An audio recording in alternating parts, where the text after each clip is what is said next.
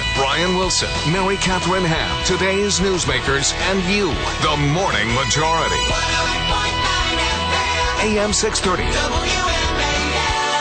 7:37. Brian Wilson, Brian Neiman. Sherry Jacobus is in for Mary Catherine Ham today.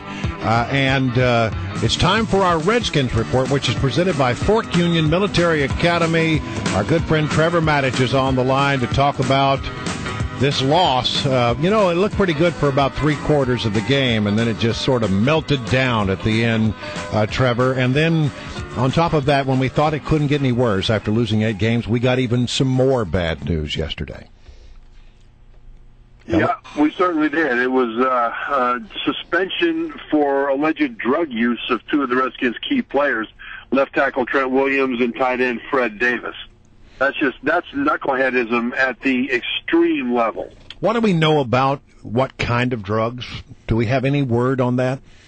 Well, I don't know that there's been an official release, but according to media reports, sources have indicated that it's marijuana. But the key here is that we're not talking about one lapse during the lockout or something like that. In order to be suspended the way they have been, they had to have at least 3 positive tests. 3 positive tests. Well, that's just... So the first one... That's incredible. So you give them one, okay, maybe a lapse on 2, but that's absolute stupidity to know that if you have one more mistake, you're out. Right. Oh, and my the thing God. is, the first one could be just a weak moment. Now, to give them the most benefit of the doubt. The second one is utter stupidity. The third one, in my opinion, is willful insolence and absolute disrespect to your teammates who are counting on you to help them live their dream, to help them save their jobs by winning a few football games. The third one goes beyond knuckleheadism and goes into willful, proactive disrespect to the other guys in that locker room. And I can tell you right now, they are furious. Fred Davis thought he had turned things around. I mean, there was always the rap on him that he wasn't that hard of a worker and kind of lazy when practicing, and he's had a pretty good year this year. But then you throw this on there and you go, I guess it's, same old, same old. And the fact that it's Trent Williams and Fred Davis, I mean, 2 of your biggest names on offense, you're going to miss a quarter of the season. I mean, it's this organization. I mean, you can't necessarily say it's, Shanahan's fault or Dan Snyder's fault for sure, but, I mean, it's just, you can't have that. No, it's neither guy's fault. It's the player's fault, for goodness sake.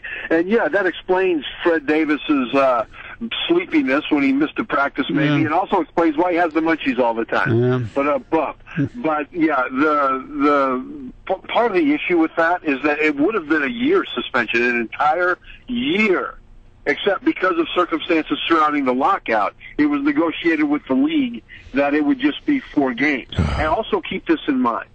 There were only 11 players that tested positive under the circumstances that we're talking about now relative to the lockout, et cetera. 11 players out of almost 2,000 in the NFL. The only 2 that were actually suspended at the end of it all were 2 Redskins. Think about that. Wow. Well, why do we think that is? Well, that's because those guys were the only ones completely stupid and disrespectful enough to do it. And now think of what it cost them. Trent Williams, it'll cost him almost $2 million. Wow. Right, because that is 25% of his salary this year, $1.85 million. That's amazing. Fred Davis, it could be even worse, because Fred Davis is in the 4th year of his career. This is his last year of his rookie contract. He'll lose $141,000 because of the 4-game suspension. But worse than that, he was on pace to be a tight end who would catch about 1,000 yards worth of catches this year. He was on pace for a Pro Bowl type tight end season. Then go in to be a free agent. Instead, he's suspended for the last 4 games because of spectacular stupidity and complete unreliability. That is not what you want having, in your contract year. Yeah, but do you think that this is going to be a deterrent for others in the future, or is this something that's going to be revisited every year, every few years? Sure, I think it could be a deterrent. And the reason it's a deterrent is that first and foremost, you have to be reliable. You have to be present. And both of those guys have proven that they're a risk at being present. Now, they're both talented enough that they won't be drummed out of the league. It's not like everybody will shun them because of this. But the thing is, they have both damaged their value, and they've damaged their reputation. And that is never a good thing. But always to me, it comes down to your teammates. I hold the concept of team in great reverence. And the fact that those other guys on that team are suffering, they're playing with injuries that will require surgery after the season, some of them. And they're fans. Yeah, it's not just their teammates, it's their fans, too. Don't forget that, especially the kids. Well, sure, it's fans, too, and it's the example that they're putting there. All of that, to me, is what, again, if it just affected them, you could say, well, they were stupid. But it affects other people in a very profound way, and they knew it. They knew it when they put whatever it is they put to their lips. Yep. Well, I don't know. I mean, the game doesn't cheer me up either. The fact that you know what, they're in the game. At least they've been intriguing to watch the last couple of games, especially with Grossman does make a big difference. I mean, they're at least moving the ball. Yeah, although he reverted to evil Rex in this game. Yeah, well, that's what you get with Rex. Yep. Sonny Jurgensen said that he thinks that Rex will be back next year. What do you think at this point? Yeah, I think he'll be back, but not because they want him back, because he's the only one they could have back. It's either him or back. And then they need to get two other guys there that they can develop. And they'll draft at least one and maybe two, but they need one veteran that knows the system to help mentor those guys. So, Rex will be back for that reason only.